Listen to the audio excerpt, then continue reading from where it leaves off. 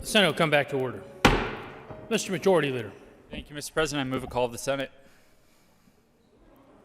A call has been moved and properly sustained. Will the sergeants please close the doors, allow no senators to leave, and retrieve all senators who are absent from the chamber?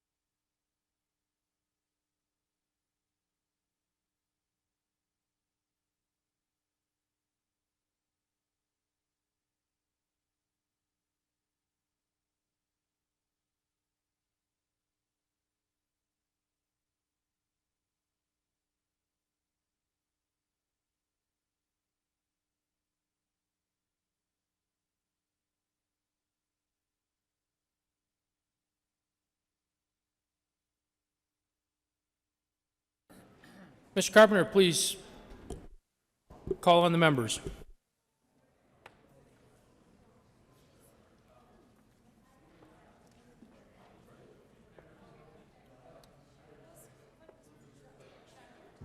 Senators Bridges, Cook, Quorum, Court, Crowder, Danielson, Donovan, Finberg, Fields, Hill, Heisey, Marble, Moreno, Pedersen, Priola, Rankin, Heisey, Cook, Quorum, Bridges, Scott,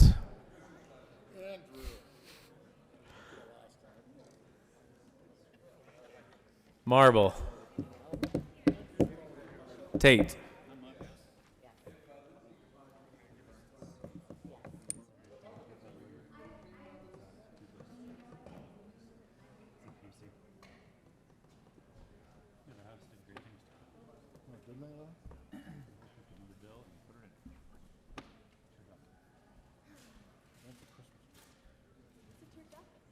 Everyone loves a turducken.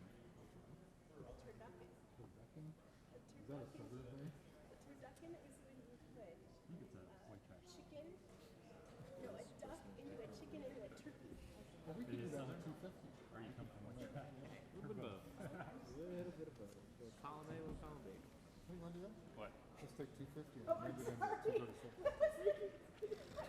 You could. Honestly, go to conference. You'd have to go to conference. It's true. That's a good He was idea. pissed last night. Like he seems calm this morning. Well, we'd have to do conference. I don't know, he's probably got some zero plan for a bill. Zero plan?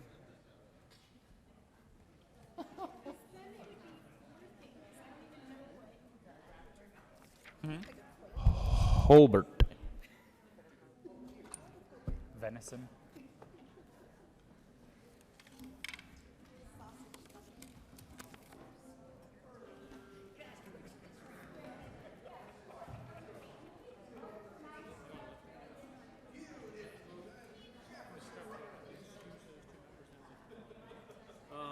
It would probably be better if you just look at the call.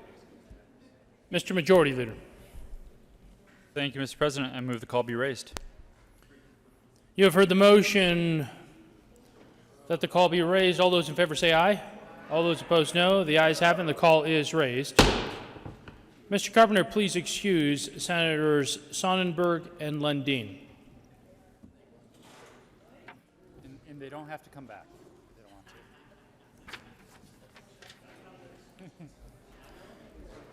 to. Consideration of House amendments to Senate bills. Mr. Carpenter, please read the title to Senate Bill 96.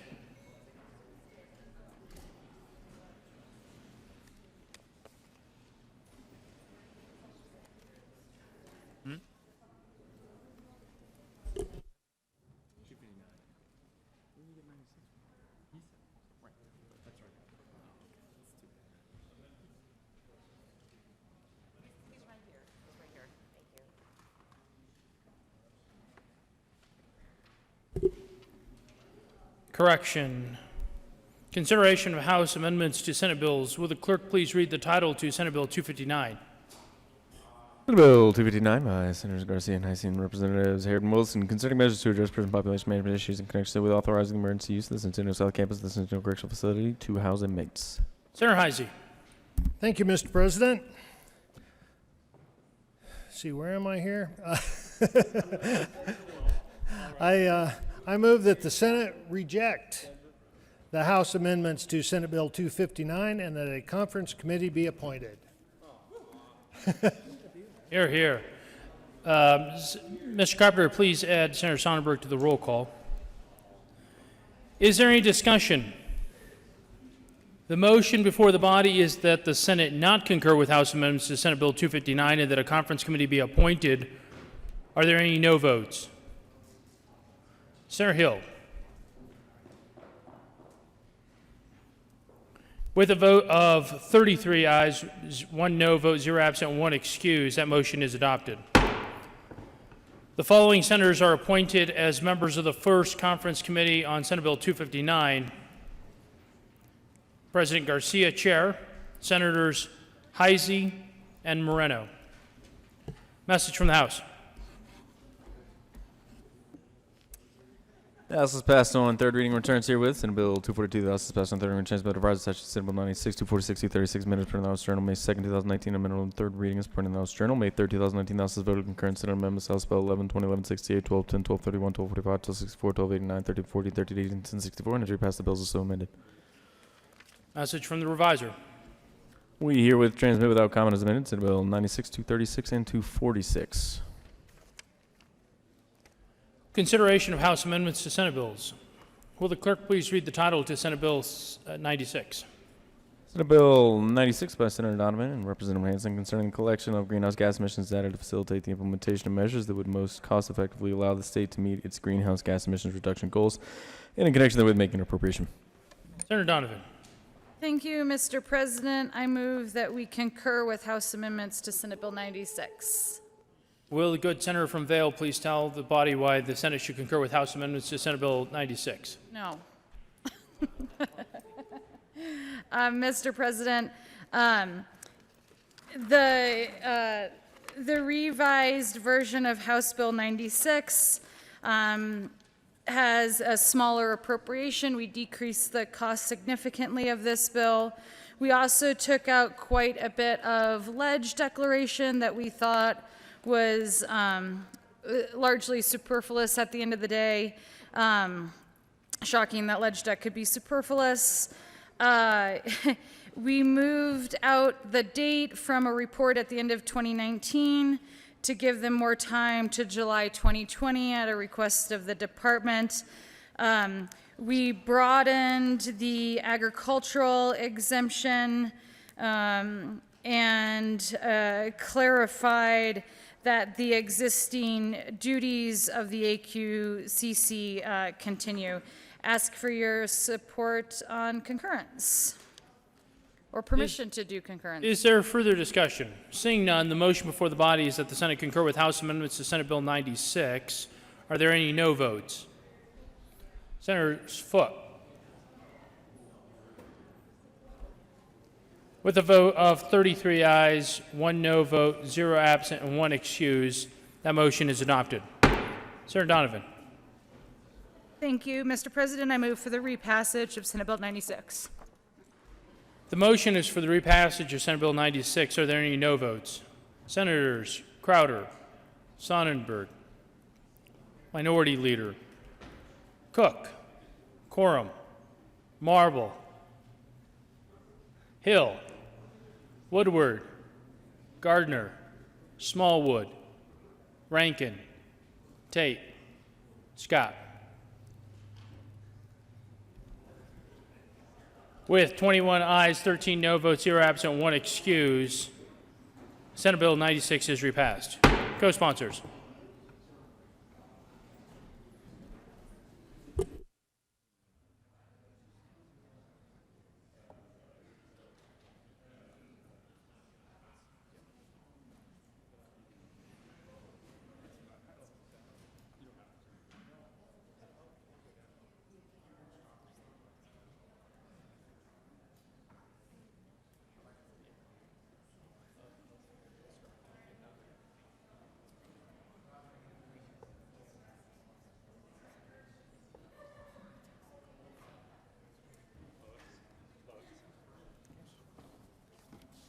Mr. Majority Leader. Thank you, Mr. President. I move that we proceed out of order to consideration of House amendments to Senate Bill 236. You have heard the motion. All those in favor say aye. All those opposed, no. The ayes have it, and the Senate will take up Senate Bill 236.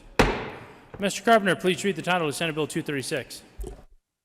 Senate Bill 236 by Senators Garcia and Finberg and Representatives Hansen and Becker concerning the continuation of the Public Utilities Commission in connection therewith implementing the recommendations contained in the 2018 Sunshine Report by the Department of Regulatory Agencies and making an appropriation. Mr. Majority Leader.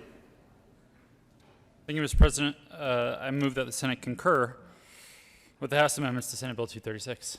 Will the good senator from Boulder County please tell us why we should concur with House amendments to Senate Bill 236? Thank you, Mr. President. Purely technical changes were made in the House. Nothing substantive. Just there were some drafting errors, and we had to add about 33 pages to the bill. Mr. President, Madam President, there were several changes made that are pretty substantive policy changes, and I'm sure we will be having a discussion about those.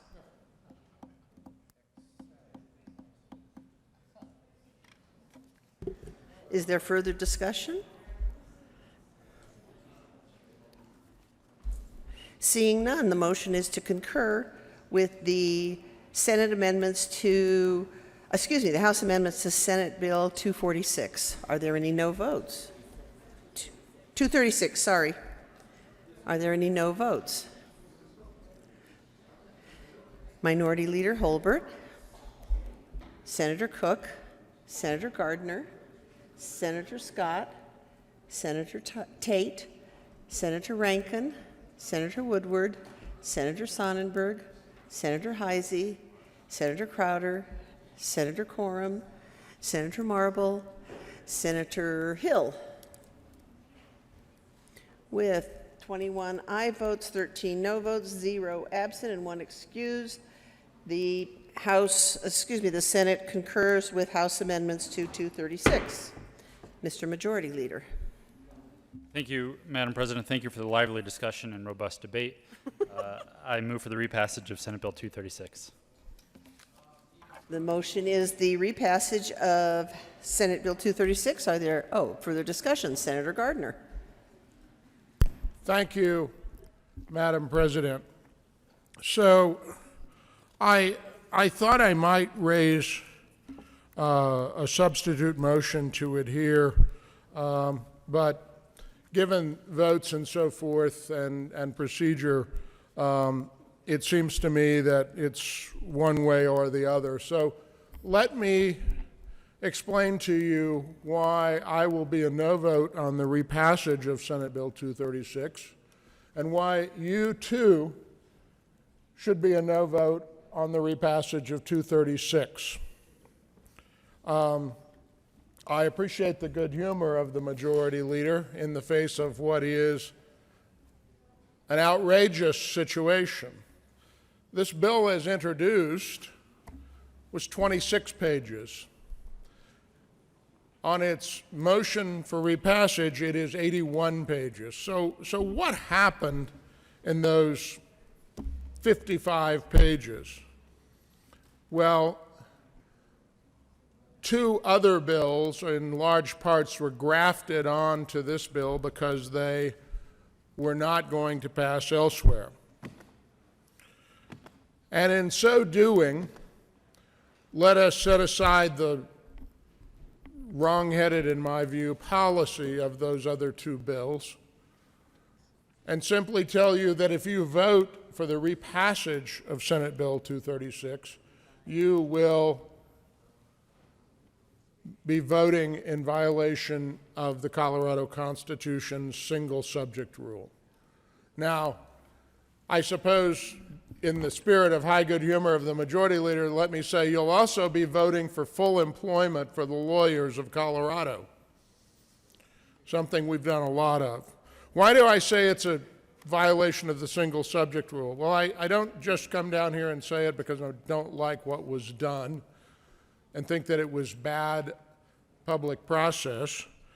I do it because these energy emissions bills, these bills for public utilities to recover cost, are outside the scope of this title. The title of this bill is concerning the continuation of the Public Utilities Commission.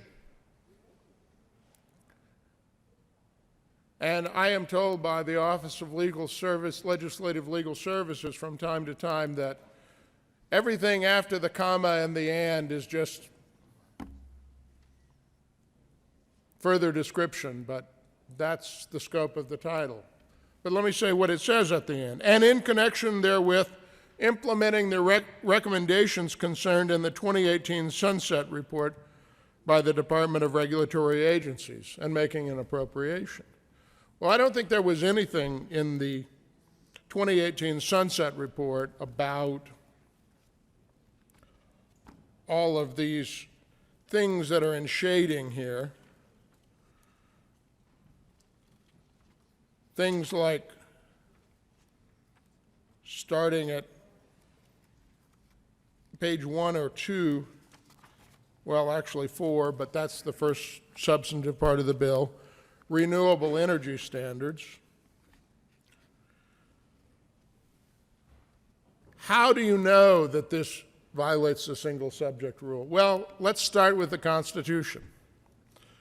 Article 5, Section 21 of our Colorado Constitution, and you will know that Article 5 is that article pertaining to legislative departments, says no bill except general appropriations bills, the long bill, shall be passed containing more than one subject, which shall be clearly expressed in its title. Well, I don't see anything in the title about renewable energy standards.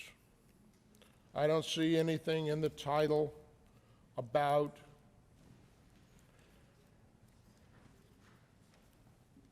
as we pick up on page 50, all sorts of agreements for bonding. Now, it's incredibly ironic to me that the majority, which knows of this issue, has come today to argue that this will be perfectly fine. Because I remember, and I don't want to discuss the bill, but I am making a comparison of how people make their decisions. I remember Senate Bill 39, brought early in this session because of a Denver District Court case finding that something that was politically unpopular on the majority side had found that there was a violation of the single subject rule, and even though that was still in litigation, the General Assembly felt compelled to just fix that problem right away because it violated the single subject rule. And I found myself arguing that, you know, we ought to take a little bit of time and see what happens on this 2 or 3 line, very small public policy issue, not something affecting all of the public utility customers of our state. You know, our single subject rule dates back to statehood. And our state Supreme Court has found and held repeatedly that the single subject rule is mandatory. And it is, the language that I read to you, to be liberally and reasonably interpreted so as to avert the evils, not just bad things, the evils against which it is aimed, and at the same time avoid unnecessarily obstructing legislation. And the 2 mandates of the provision are forbidding the union in the same legislative bill, think about that, of separate and distinct subjects, and the other commanding that the subject treated in the body of the bill shall be clearly expressed in its title. So the evils, say the courts, include the practice of putting together in one bill subjects having no necessary or proper connection. For the purpose of what? Says the court. For the purpose of enlisting in support of such bill the advocates of each measure, and to prevent surprise and fraud from being practiced upon legislators, and to apprise the people of the subjects of legislation by the titles of the bills, so that they might have an opportunity to be heard by petition or otherwise. Imagine that. It seems the theme of this session of the General Assembly has been for some of us, has been our mission to prevent surprise and fraud upon legislators and the people. Now,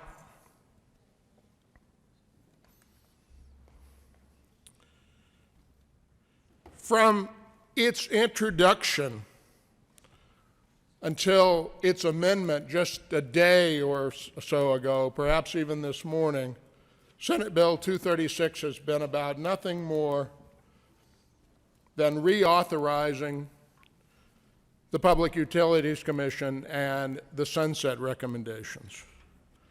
Then, with no public notice, and in the last 2 days of the session, this bill was amended to include wholesale portions of other bills that had other titles. Rather than specifically addressing those other bills, which were unsuccessful in this process, members of the House chose to graft them into this bill.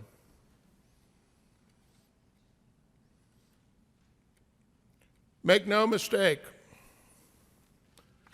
over on 17th Street, if they're worth their salt, the simple country lawyers that have found their way to 17th Street are already putting together the arguments. I found the arguments this morning in 5 minutes about why this is a gross violation of the single subject rule. But that's not what is most egregious about this. The most egregious thing is it is an end run around our legislative process. It's a fraud upon the legislators in the last days. It prevents the people of Colorado from having a say about this process and what properly belongs in bills. There was a reason in 1876 that our founders created a single subject rule, something something we don't have in Congress and that many, many people complain about, that you can Christmas tree a bill there. And in 1876, our founders were prescient enough, wise enough to enact a single subject rule.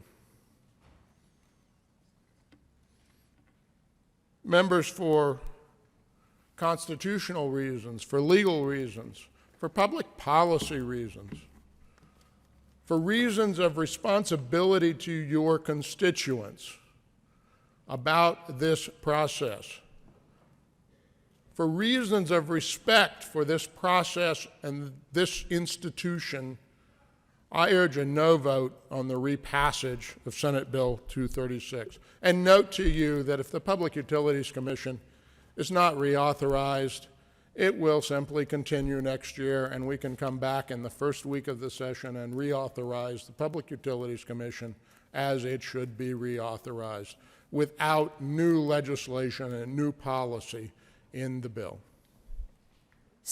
Senator Cook. Thank you, Madam President. The good senator from El Paso County talked about the legal side. I kind of want to mention the human side, the ratepayer side, and explain why this bill is so bad for those people that have to live within Xcel's jurisdiction. This bill is nothing but a blank check for a monopoly utility drawn on the bank accounts of captive Colorado customers who will have no choice but to pay the costs. From the summary, a utility implementing a clean energy plan may recover its cost of implementation through rates as approved by the PUC, the Public Utilities Commission, and own any generation resource and infrastructure necessary to effect the plan. You know, I always said that the PUC are the puppets for Xcel. Well, now we're going to have a new PUC commissioner, and it's called Xcel. This allows Xcel to recover costs of building and then pad its asset base, which it earns on authorized rate of returns, usually over 9%. They have a guarantee rate of return about 10%. Guaranteed rate of all capital.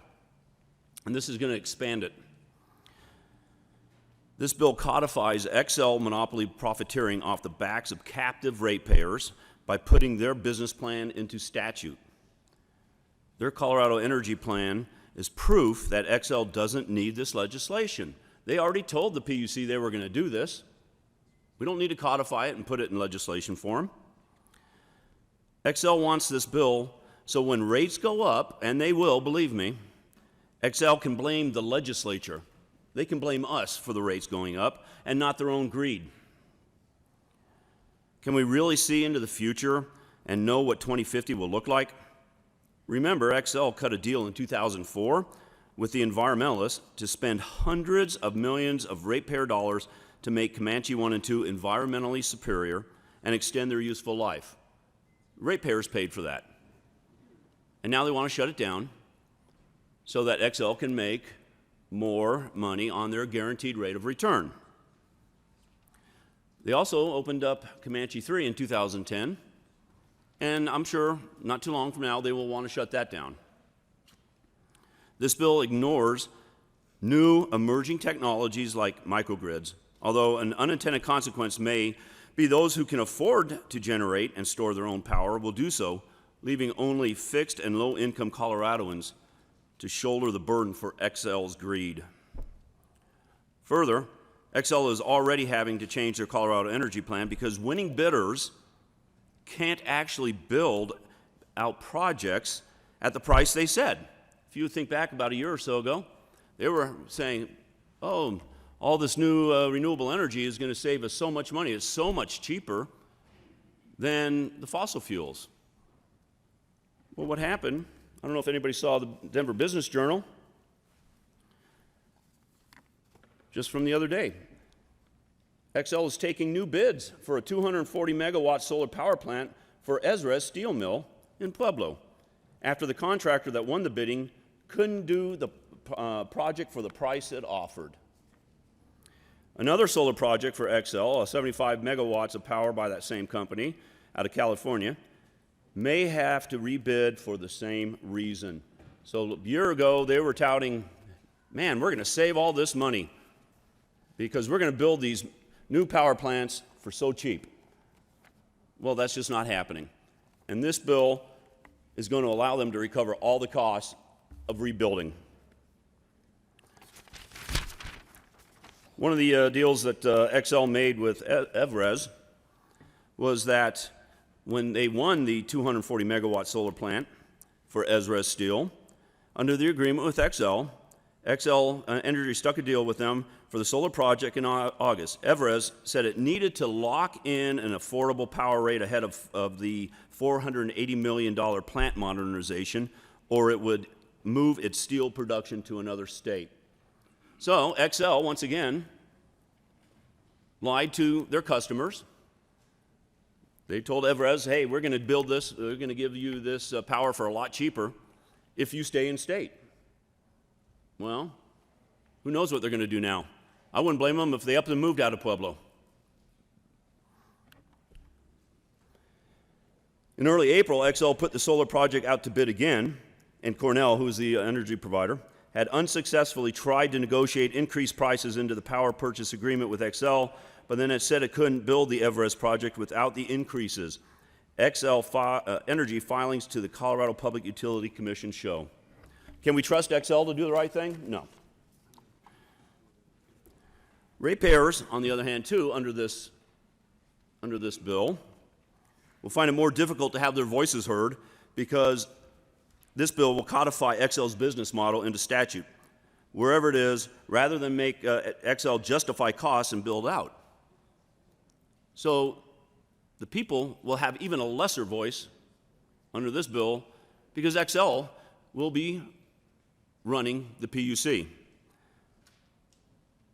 There was an article just about a short time ago. The PUC does not put out the welcome mat for new players. In fact, the barriers to entry into regulatory proceedings are quite high, including an antiquated filing system, lack of affordable local counsel, and the need for highly skilled and usually very expensive expert witnesses.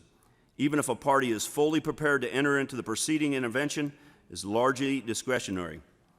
Only by first persuading the PUC, now Xcel, which is called the PUC Xcel Commission, that intervention should be permitted is a party granted an audience and a voice in the process. So the people are going to have even less of a voice with the PUC. You know, we hear, oh, the bill says, man, the rates are going to drop. We're going to have really low energy rates. Well, that's not true. If you look at the U.S. Energy Information Administration, our rates have gone up 6.8% since 2012. If you look at the average monthly bill for residentials throughout the country, only Arizona and New Mexico have higher rates than Colorado in the mountain region. Our energy cost is lower. That's because we use less than those others, but we still have one of the highest rates in the Mountain West. And I have talked to a constituent of mine who's complaining about the costs of Xcel's bills and the energy that they are charging. And people say, oh, rates are not going up. We have some of the lowest rates. That's just not true. And don't let anybody tell you that differently. He gave me his bill from 2006 from June, and his bill in 2016, 10 years later, in June. Basically the same amount of energy used, electricity used. His bill in 2006 was $176. 10 years later, his bill is $354, nearly double. This bill is a mockery. It talks about, we hear, well, the Energy Outreach Colorado really supports this bill. They're all behind it.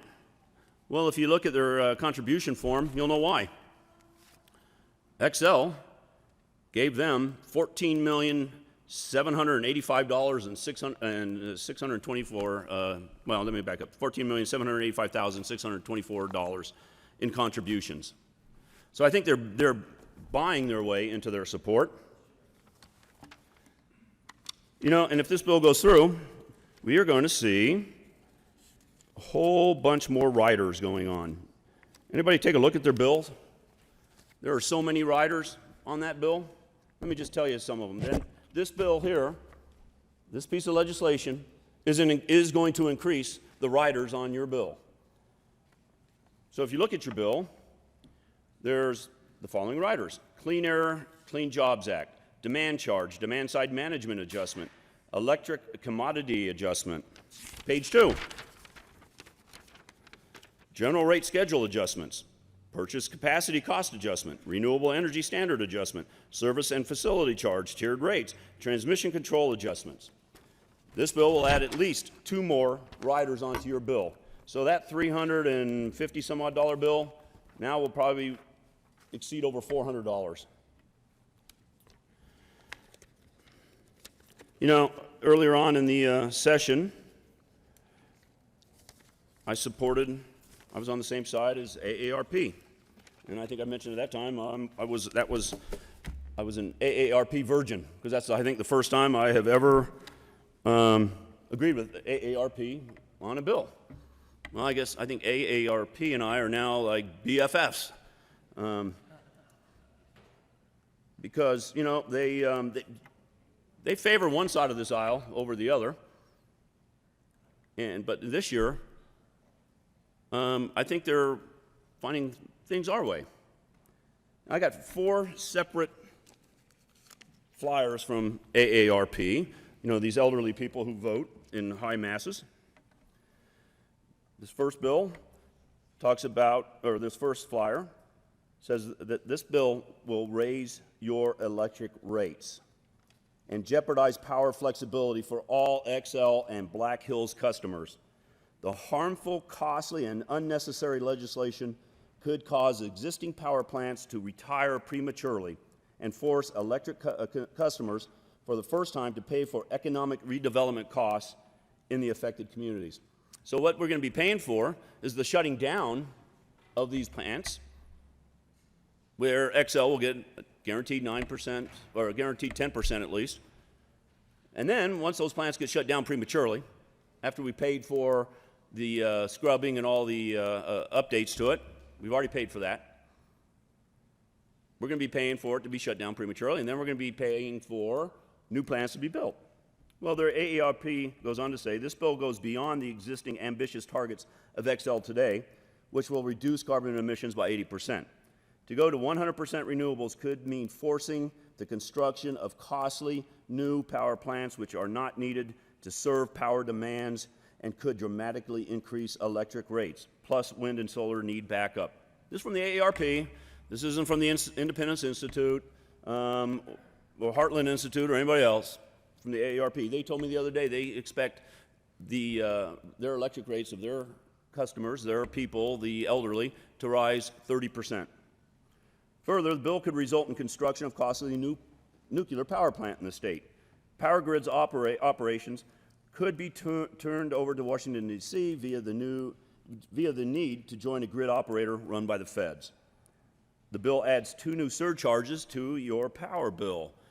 Remember the riders I talked about? It's going to add 2 new ones to it.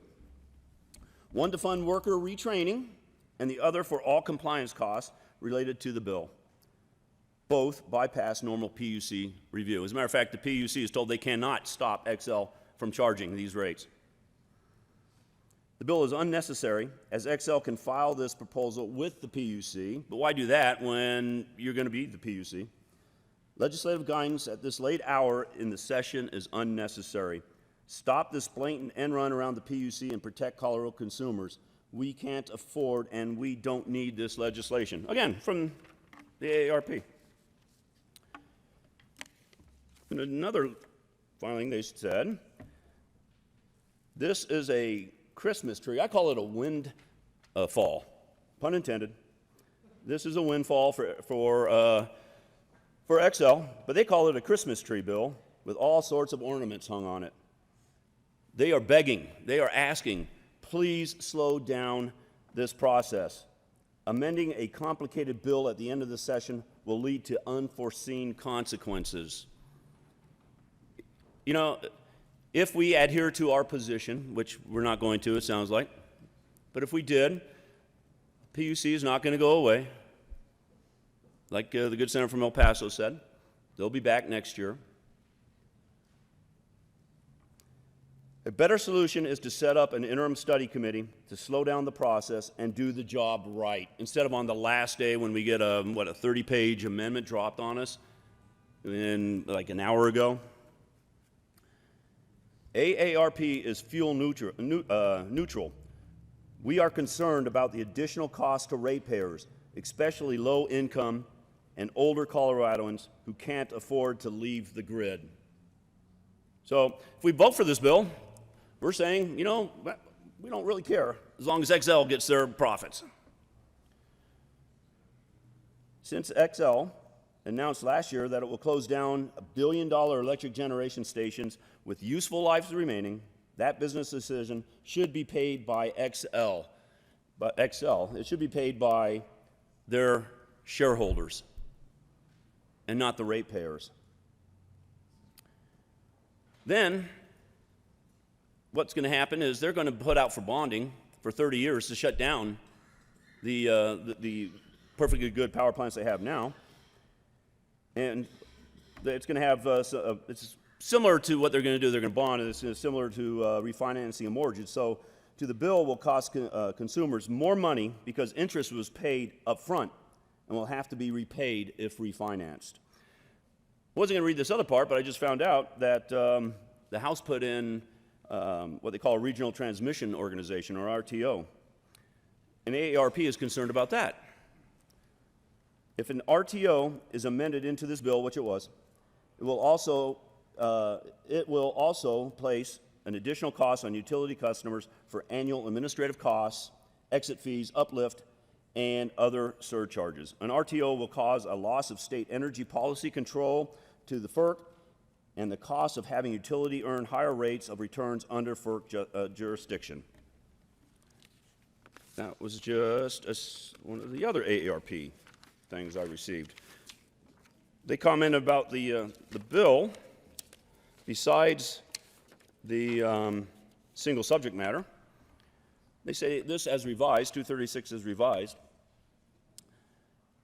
First, revised bill adopts the 1.5% clean energy plan revenue rider on the annual total electric bill, including surcharges and franchise fees, which is on page 14, which put a surcharge on surcharges.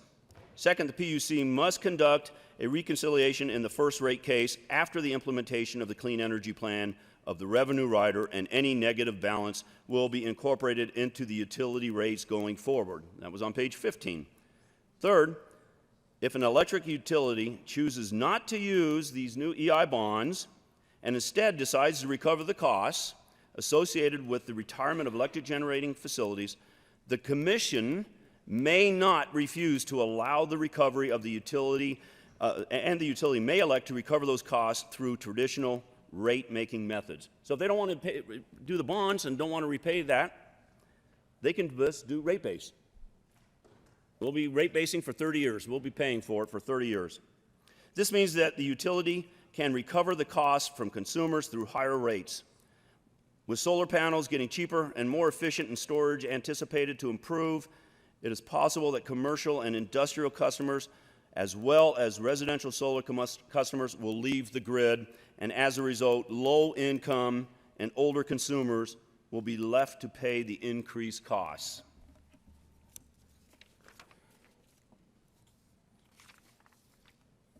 One last thing from AARP.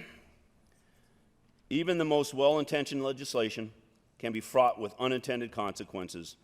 3 bills was just 1313. Now we have 3 bills in this.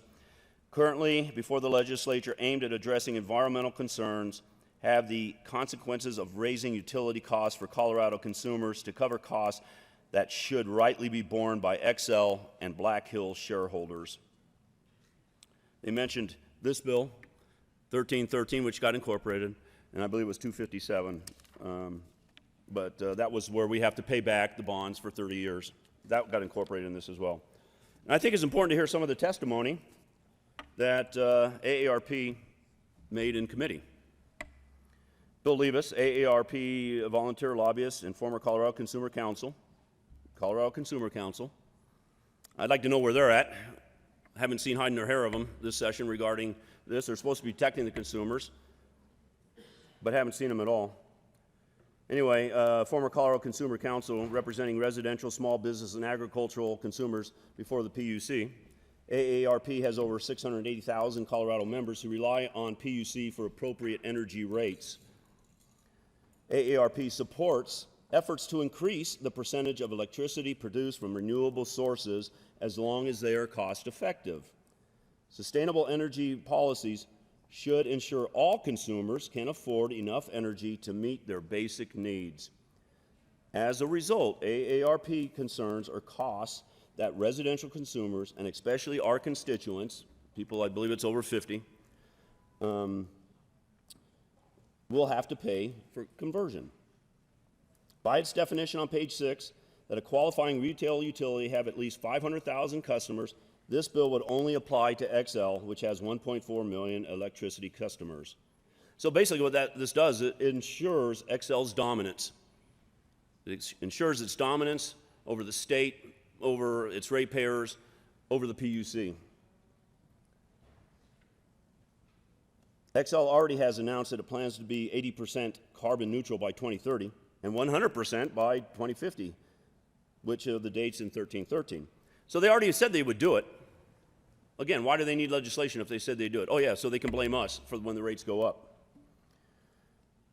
To reach goals, XL plans to retire several coal plants before its useful lives are exhausted. Since XL volunteered to retire these plants prematurely, company shareholders and not ratepayers should be responsible for any costs once these plants are closed. They had several pages of testimony on why they were opposed to this bill. You know, as a ratepayer, unfortunately, I live in XL territory, and I feel I have no say in what's going on. Ratepayers have no say. They'll have even less now. Again, you know, the PUC was created to protect us from state monopolies. Now the PUC protects those monopolies from the ratepayers, from the public. This bill is going to increase our electric costs exponentially. And so I would ask for a no vote on this bill. And, you know, if it does pass, I hope those that live in XL country will take a close look at your bill, because your rates are going to skyrocket. Further discussion, Senator Gardner. Thank you, Madam Chair. I got it. On the last day. Thank you, Madam President, Your Grace. You know, I often say to people who ask me, well, what's the difference between being a legislator and a practicing lawyer? And I think I'm going to have to start saying I get fined less as a lawyer. But the other sort of waggish comment I say is, well, the liabilities are less as a legislator. You can malpractice with impunity and never have to answer to those to whom you're responsible. As an attorney, I have professional responsibilities. I am aghast at this legislative maneuver. I do consider it legislative malpractice. Not because the policy is bad, it certainly is, and my friend and colleague from Weld County enumerated those for you, but because when I look at the Constitution and the constitutional law surrounding this, it is so clearly a violation that, to me, in any other context, it would constitute malpractice. The Constitution says no bill shall be passed containing more than one subject, which shall be clearly expressed in its title. The title is Concerning the Continuation of the Public Utilities Commission. Now, our Supreme Court once again recognized that the requirement for clear expression cannot be understated. The Supreme Court said it will not do to say that the general subject of legislation may be gathered from the body of the act. It must be expressed in the title. This is very old and repeatedly cited precedent in our courts. The court says they're bound to assume that the word clearly was not incorporated into the constitutional provision by some mistake.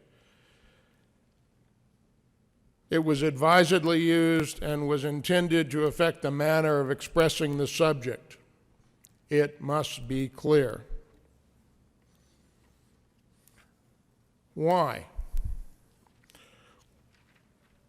Well, the court has recognized there are three reasons. One is to notify the public and legislators of pending bills so that all may participate in the legislative process. So amending the bill to wholesale place two other bills into it in the last 2 days of the legislative session is not any way to allow all to participate in the legislative process. In fact, one scrambles to respond to this violation of the Constitution. The second reason is to guarantee that each legislative proposal passes on its own merit. Well, let's not try to obfuscate what's going on here. These other provisions could not pass on their own merit. They've been introduced, they've been considered here. If they could have passed on their own merit, they would have passed on their own merit. They didn't pass on their own merit, and in an 11.5-hour maneuver in the House, they get grafted onto a bill that, at least the perception is, it has to pass. We have to continue the Public Utility Commission. Well, it can go into wind-up this year. It doesn't have to pass. The third is to enable the governor to consider each piece of legislation separately in determining whether to exercise his veto power. Well, I don't have any real illusion that the governor wishes to veto any of those bills as they reach his desk. But I will say this, the governor is accountable to the people of Colorado as well, and each one of those, the governor needed to be accountable under that subject for whether he did or did not veto the bill.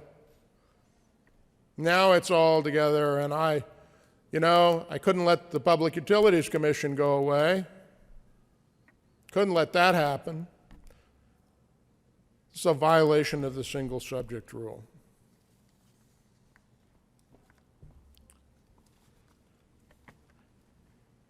Colleagues, as I say, and this will be one of the last times I speak in this session, I know that heartens many of you, but I guess it's appropriate that in one of my last times to speak in the session that I speak about what has become a theme of this session of the 72nd General Assembly, and that is a theme of preventing legislators, at least those in the minority, and the public from having access to the process, to what is going on in the process, and to participate in the process, to know full well what is happening in the process. One of procedural maneuvers to pass legislation that would not otherwise pass.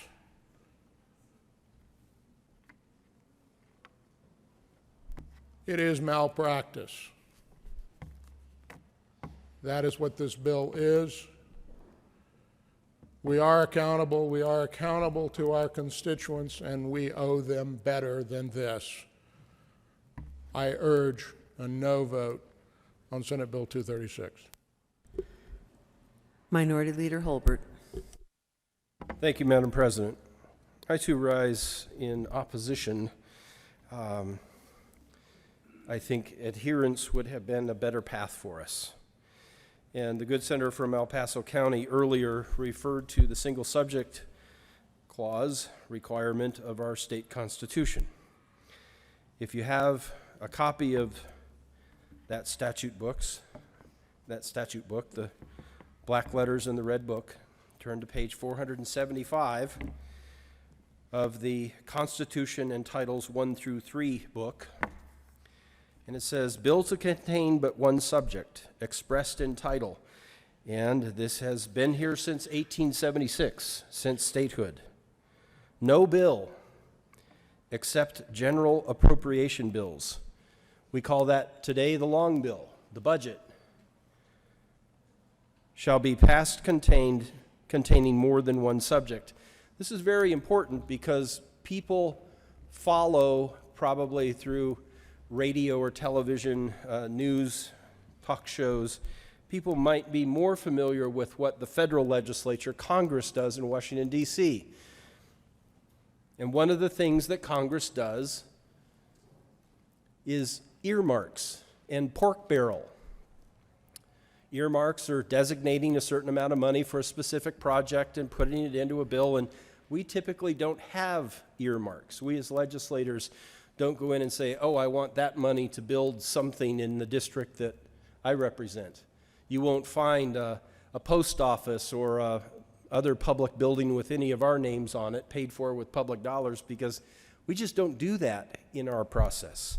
But we don't have pork barrel bills, legislation, other than the long bill, because we can't combine unrelated things in one bill. We can't have a project to fund K through 12 and to build some structure, a bridge or a post office. Again, we don't do post offices in the state government, but we don't have pork barrel spending because this sentence right here says we can't do that. Unrelated topics in one bill, except the long bill that appropriates money and hopefully doesn't make policy. We try to keep those two separate. No bill except general appropriation bills shall be passed containing more than one subject, which shall be clearly expressed in its title. Earlier, we had House Bill 1032, and I walked through the mechanics of the bill, and the title is right there on the top of the page. It's usually numbered 101, 102, 103. But that's why we have the title expressed clearly on the front of each bill, is because Section 21 of Article 5 of the Colorado State Constitution says that it must be clearly expressed. But if any subject shall be embraced in any act which shall not be expressed in the title, such act shall be void only as to so much thereof as shall not be so expressed. So take a look at the many pages that were added to this bill by amendment in the House, and consider for yourself, do those pages, do those topics or that topic relate to the title that's on the front of that bill? And if it is not clearly yes, it's probably in violation of our state constitution. And as the good senator from El Paso County, who holds 2 law degrees, pointed out, if it's not expressed in the title, it's going to be found unconstitutional, and his friends who may hold only 1 law degree down on 17th Street are busy looking at this and that bill, that draft, and preparing these arguments. Why would we step in front of that freight train? Why would we do something that is so clearly expressed in our state constitution? It says don't do this.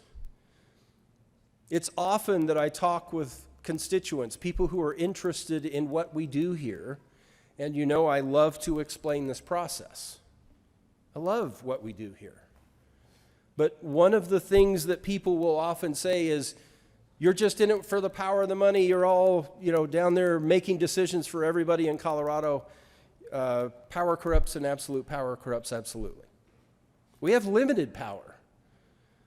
Here in minutes or hours, the majority leader will move sine die, and our crystal carriage of lawmaking authority will become a pumpkin, and we citizen legislators, we part-time citizen legislators, will be citizens just like everybody else. We won't have power to do anything that all of the other people don't have.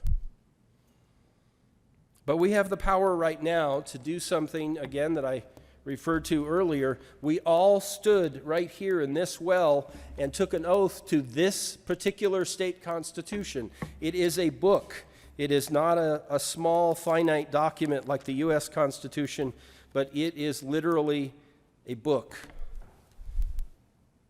And much of this book, this is the Colorado State Constitution, much of this book has been added by voting by the people and adding to what was there in 1876. But this piece has been there since statehood, 1876, the single subject title. If you have served as the chair of the committee of the whole here or in a committee and you've had to make a title ruling, this is what you have to take into consideration. Does the language of the proposed amendment fit within the title of that bill, and does that conform with Article 5, Section 21 of the Colorado Constitution? And when the people say, you have power, you're drunk on power, you think you can do whatever you want to, no, we can't. We can do what this Constitution says we can do, and we cannot do legally, constitutionally, what it says we can't. And that's the problem here today. Friends, members, Madam President, we have the opportunity to back off, to not do this. This isn't a finite choice. We could reverse this action. We could adhere to the Senate version. We could back off of that amendment, that motion. We could go to conference committee. We don't have to make this mistake. One of the things that I've tried to learn in my life is avoid the blatantly obvious mistake. And this is blatantly obvious. I don't think there's any subtle interpretation to be made in what was added to this bill, or whether or not we're in compliance with this part of the state constitution, Article 5, Section 21. This bill is not an appropriation bill. This bill is about to pass, containing one subject, expressed on one title, one subject there. But what's included in that bill, in this draft bill, in this version of the bill, in my layperson, non-attorney, part-time citizen legislator opinion, it doesn't fit within one subject. It doesn't fit within the title. It's outside of that. It's a violation, in my opinion, of the state constitution. And we would be wise to not violate it. We would be wise to retreat from this, fix the problem, take the amendments out, adhere to the Senate version, call a conference committee. We have 10 hours and 53 minutes to do this right. Or we can continue down this path and make attorneys on 17th Street all the more wealthy, improving that we didn't adhere to the state constitution. We've seen this year that's a fairly easy thing to prove. Let's not do it again. Please, please retreat from this position and let's fix it now. Thank you, Madam President. Further discussion?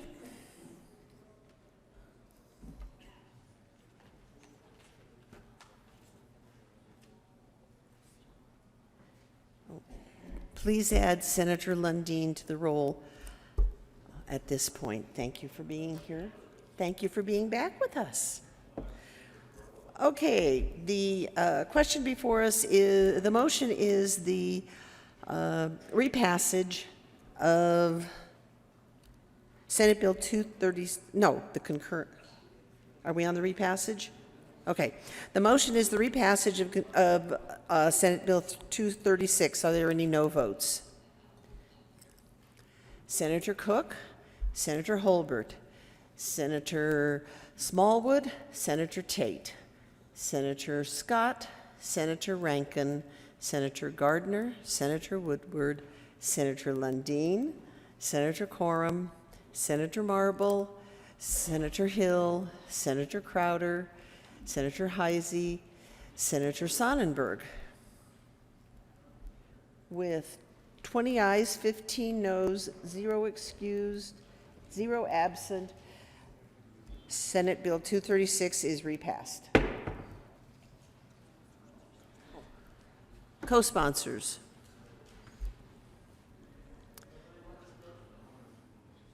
Okay.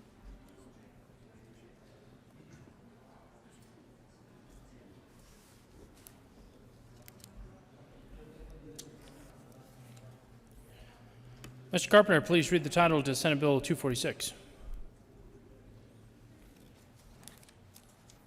Senate Bill 246 by Senators Todd and Lundin and Representatives McLaughlin and Wilson concerning the financing of public schools and in connection with making an appropriation. Senator Todd. Thank you, Mr. President. And we vote to concur with Senate Bill 246 and ask for an aye vote. Senator, can you, will the senator from Aurora please tell us, the body, why we should concur with House amendments to Senate Bill 246?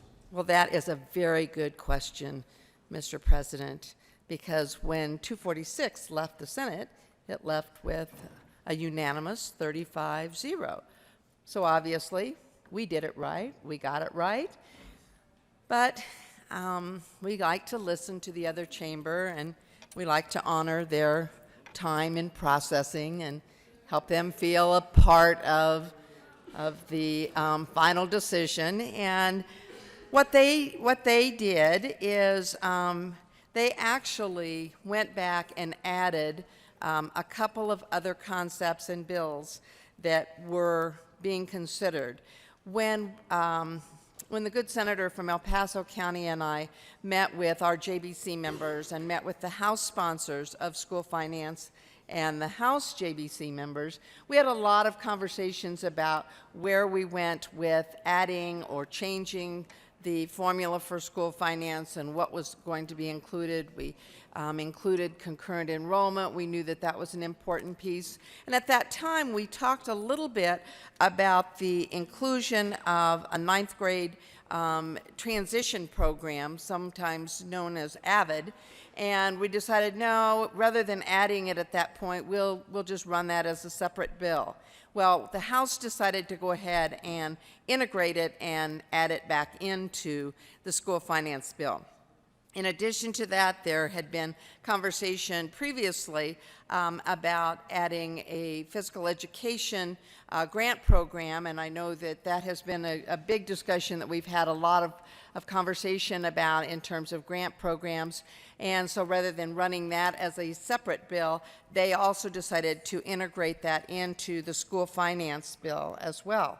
And so both of those two separate bills actually had funding already set aside from the JBC and had already made sure that that was going to be included, but they decided to go ahead and add that into the school finance bill. So, you know, we are inclusive. We are obviously interested in letting everyone feel a part of school finance and have their part. And I think they were feeling left out, that they didn't maybe get to have as much input and wanted to make some changes. And so therefore, we vote to recommend to concur with the House amendments to this very fine school finance bill. Senator Lundin. Thank you very much, Mr. President. The good senator from Arapahoe County has given you the details. Conceptually, this is one of those moments where chalk it up to a gesture to process, a gesture to taking a step that, given the context of this $7.5 billion bill that you are about to vote on, this would be dust on the eyelash of a gnat in terms of the dollars affected. And it is, in fact, as we all know, as things move through this process, sometimes things get a little bumped and prodded, cajoled, and tortured. And this is, in my mind, a willingness to, in fact, chalk it up to process and collegiality. Further discussion. Senator Moreno. Thank you, Mr. President. And colleagues, I'm going to encourage a yes vote on concurrence as well. Some of the things are in this bill because, well, frankly, the House didn't think we would get through our entire calendar. O ye of little faith. The Senate always delivers. So to the House members who will watch this, don't ever question our productivity again. The other piece, Mr. President, however, that I do want to speak in favor of is in the House Appropriations Committee, a large portion of the money that we are saving in not having to make up, not having to backfill for the local share, around $40 million will be going into the State Education Fund. That will help us meet our ongoing commitments that we've made to K through 12 education in this next budget year. It's a critical piece of making sure that we're able to do that and continue those commitments going forward. I encourage an aye vote. Is there further discussion? Seeing none, the motion before the body is that the Senate concur with House amendments to Senate Bill 246. Are there any no votes?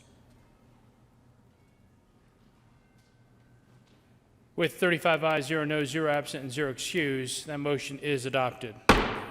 Senator Lundin. Mr. President, I move for the repassage of Senate Bill 246. The motion before the body is the repassage of Senate Bill 246. Are there any no votes? With 35 ayes, 0 noes, 0 absent, and 0 excused, Senate Bill 246 is repassed. Co-sponsors. Sir Court. Senators Lee, Bridges, Fields, Pedersen, Janal. Please add the President. Williams.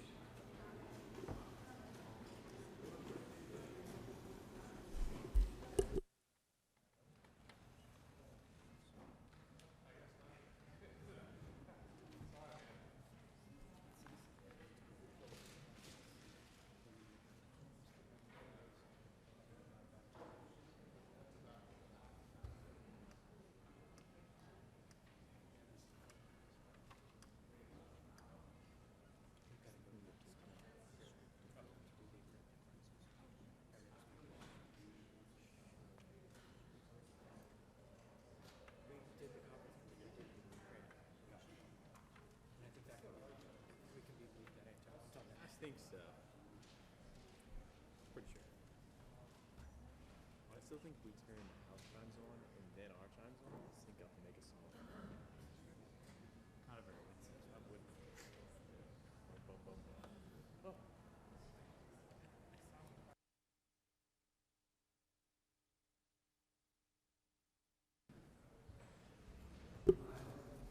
Mr. Carpenter, please read the title to Senate Bill 236.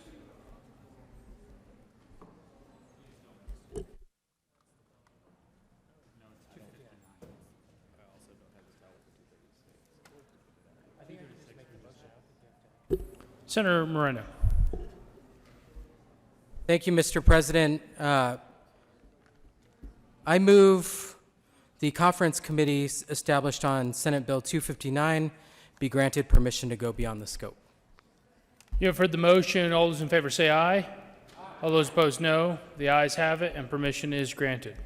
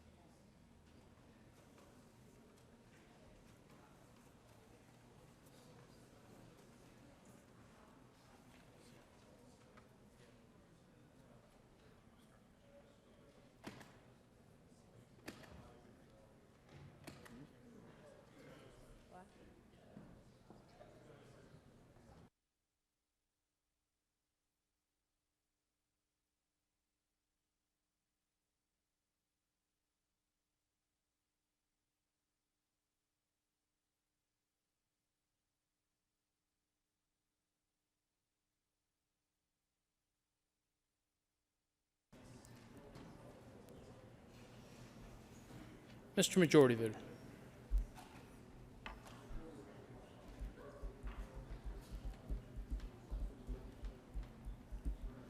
Thank you, Mr. President. Members, we have almost come to the end of the calendar, but there is, as the good senator from Commerce City just referenced, there is a conference committee that still needs to occur, and then in theory we will then adopt that report still and repass that bill. So we are going to recess to allow them to have their conference committee, and then we will come back to finish that up. So, Mr. President, for now, I move the Senate stand in recess until 2:45 p.m. today. You have heard the motion. All those in favor say aye. All those opposed, no. The ayes have it. The Senate will stand in recess until 14:45.